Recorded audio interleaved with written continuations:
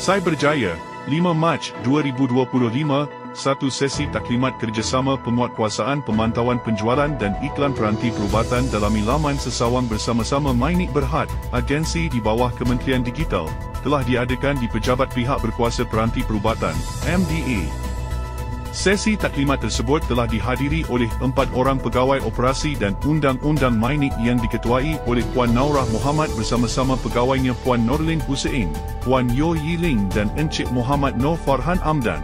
Tujuan sesi taklimat ini adalah untuk memahami peranan kedua-dua agensi berkenaan dan membincangkan peluang kerjasama antara dua pihak dalam memastikan aktiviti penjualan dan iklan peranti perubatan dalam laman sesawang mematuhi keperluan Akta 737 dan Peraturan Peranti Perubatan, Pengiklanan, 2019.